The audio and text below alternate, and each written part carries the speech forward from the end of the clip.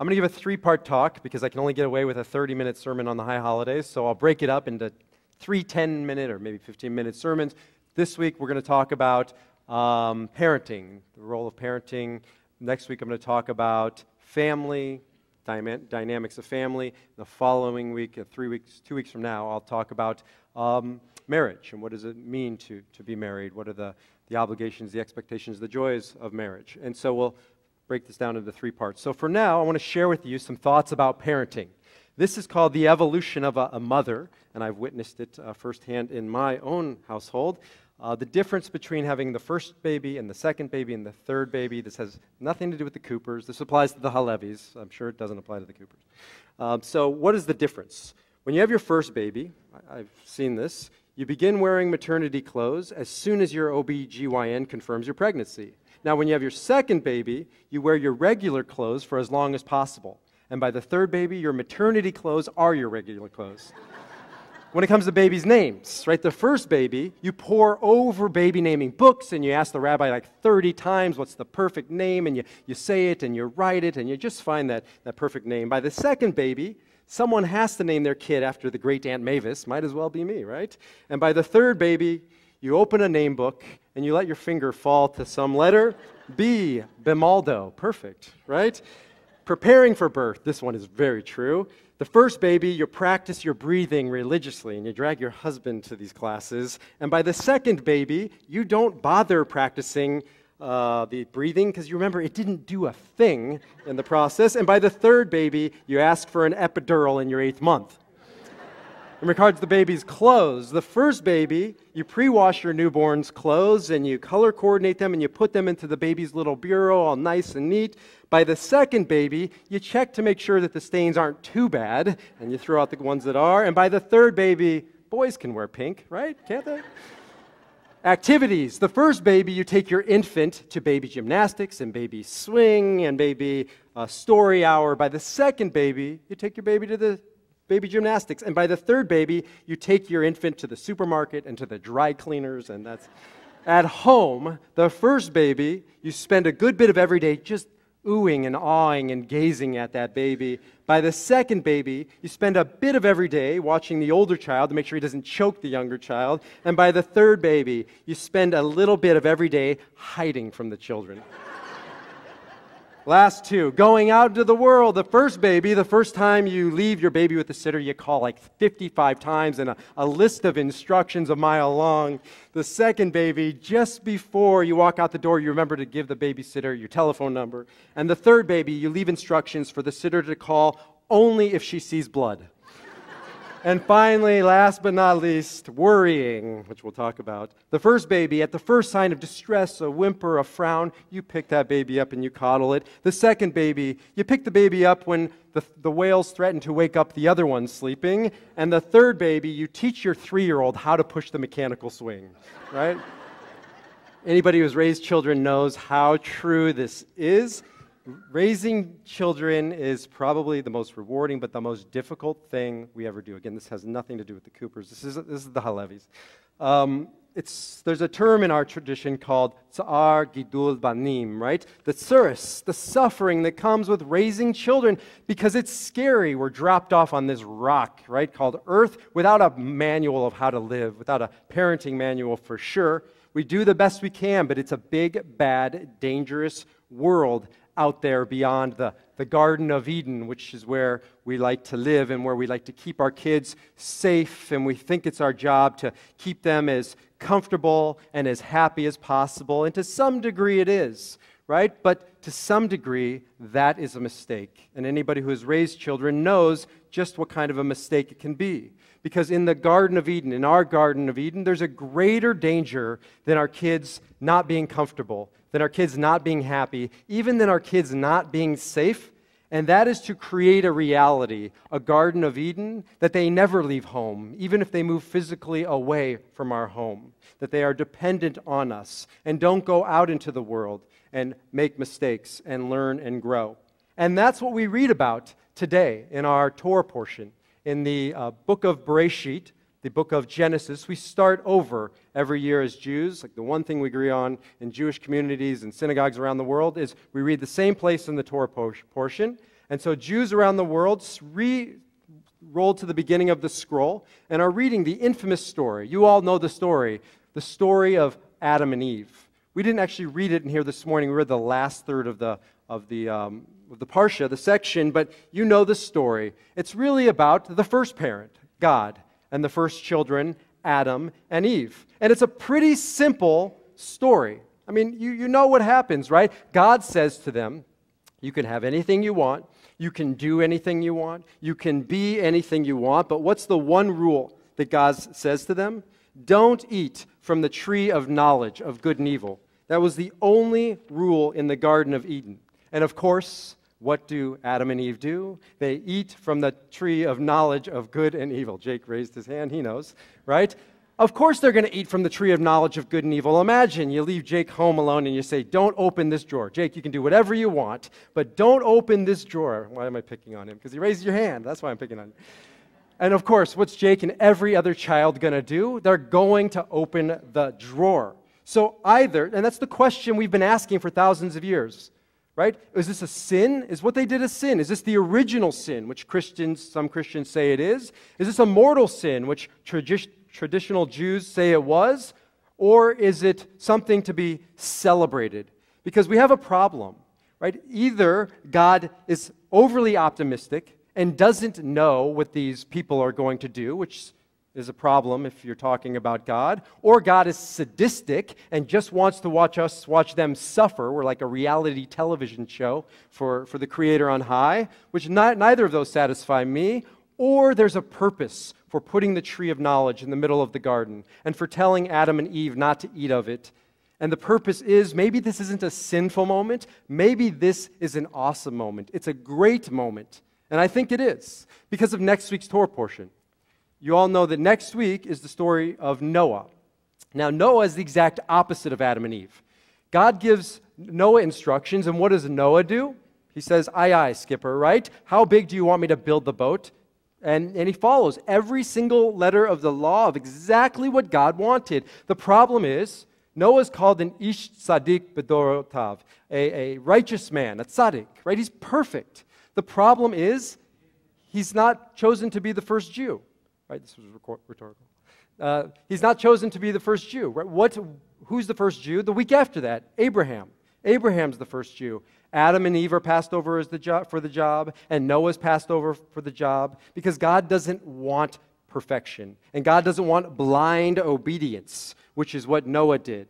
Right? What does God want from us? God wants from us, says the Rambam, Maimonides, to use and exercise our free will. Rambam says that is the greatest gift that we have been giving. That's what distinguishes us from the animals, from the angels. We have been given the ability to choose. The tree of knowledge had to be there in the garden for them to have a choice. They had to choose to violate God's laws, to exercise their right to choose, the one thing that they could choose, and they chose. Right? Better to live a life of choosing and making mistakes than to live a life blindly, obediently following along, but not having the courage to exercise our free will. It's a saying that I love. I've always loved this, by Samuel Beckett. Ever tried? Ever failed?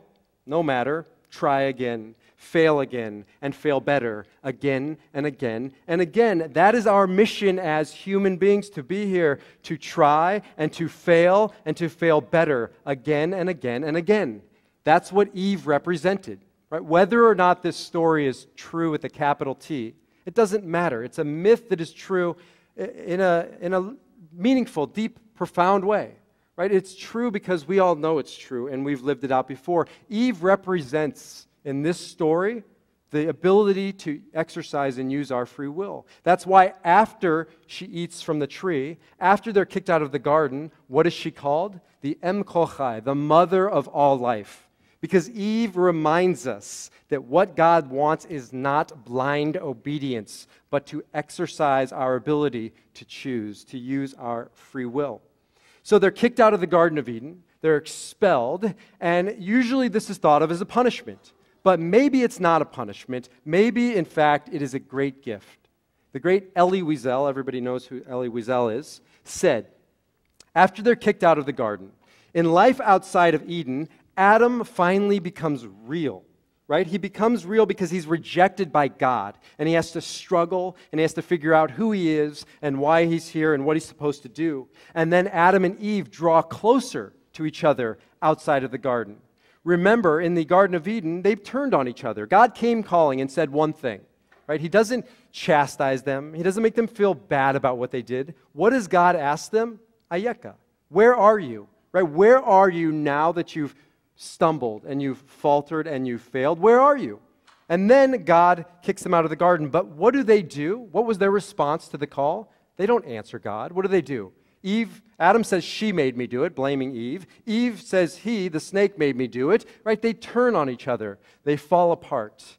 And so this is ultimately a story about a blessing of being kicked out of the Garden of Eden, as Elie Wiesel finishes by saying, because then they go out into a broken world, and they learn that the world is broken and that they have a role, a duty, to go out and fix it. It doesn't mean that God doesn't love them because he kicks them out of the garden. We show up on Rosh Hashanah and Yom Kippur, and we have one type of experience of God, and it's an important one, Avinu Malkeinu.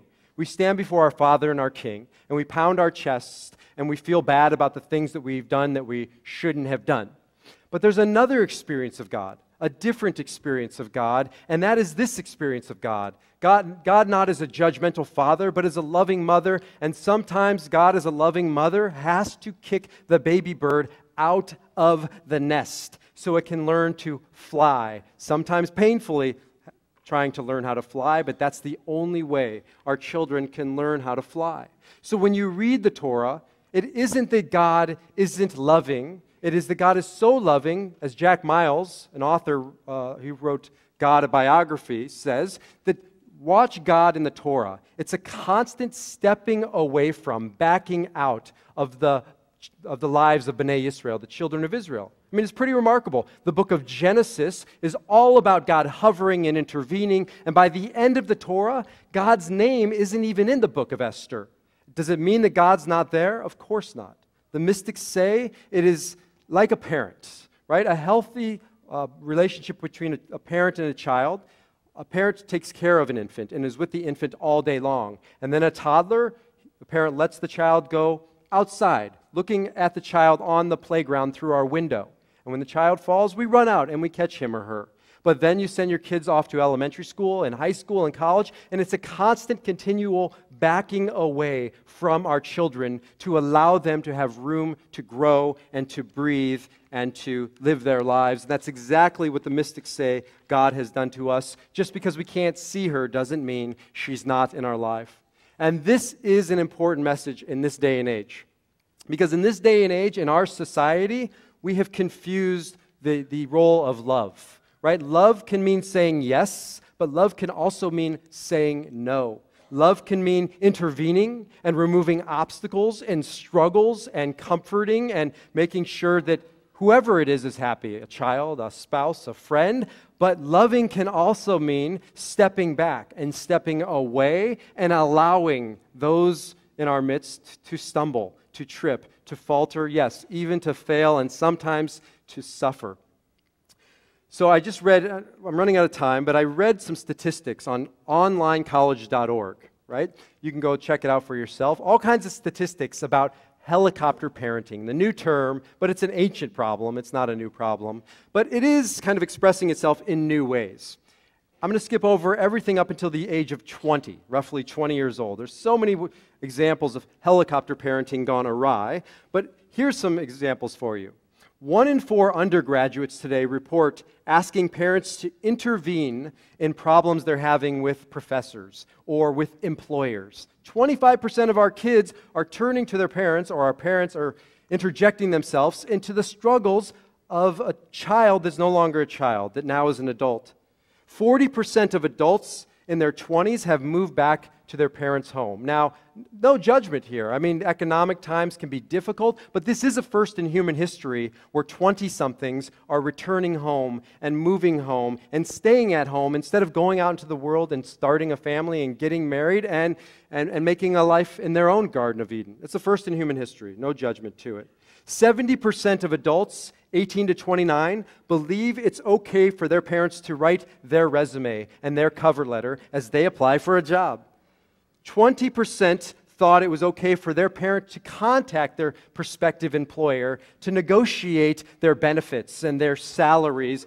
30% of business owners said that they have dealt with a parent in regards to getting a job for, and I'm not talking about a teenager, I'm talking about a 25-year-old son or daughter. The statistics go on and on. Does it mean you're a bad parent? Does it mean you don't love your children if you do this? Of course not. Right? Parenting is complicated. I know. I have 4 children, not of college age, but I understand. We all understand that tsar gidul banim, that there's suffering that comes with watching your kids go out onto the playground and fall down and skin their knee.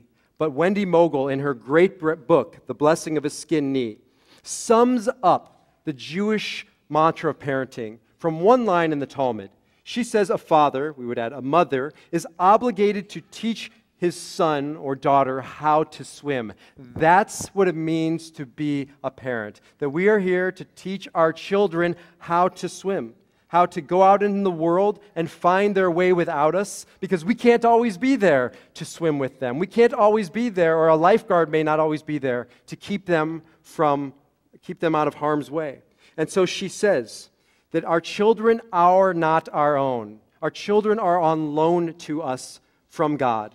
Our children are here for us to raise, for us to show the path, for us to help get onto the path. But at that point, it is no longer ours. We are no longer fully responsible, which is why we have a bar mitzvah. At 13, we say that a child is responsible for his or her actions. Maybe not 13, maybe not 23, but eventually our children have to stand on their own 2 feet. And so let me end with this, the Birkat Kohanim, the blessing of our people. Every Friday night, we say this to our children. I say it to my children. Every life cycle event, like a B'nai Mitzvah, we place our hands on our children, and we say the following words. What do we say to our children? Yivarechecha Adonai v'yishmerecha. May God bless you and protect you. What does that mean? We do the best we can, raising our children, loving our children, and then we turn them over to God, and it's up to God to protect and bless them at some point. Ya'er Adonai panav elecha v'yichunecha. May God illuminate your path and be favorable to you. We teach our children where the path lies, and then we turn it over to them and to God to let them walk their path. And finally, Yisa Adonai panav elecha v'yasem lecha shalom. May God's presence be placed upon our children and bring them shalom. We love our children. We do the best we can. We give them all that we are able to, and then we show them the gate, the exit of our Garden of Eden, so that they can go out into the world. As painful as it is to watch them go out into the world, sometimes making bad choices, sometimes stumbling and faltering and failing, sometimes getting hurt and getting a skinned knee and a whole lot worse, but knowing that this is the only way for them to create their own Garden of Eden, to go out into the world and make their own way. No, I'm not just talking to my wife. I'm talking to all of us. I'm talking to all of you. We all have to let our children go out into the world and find their way. And that's how they find shalom. That's how they find peace.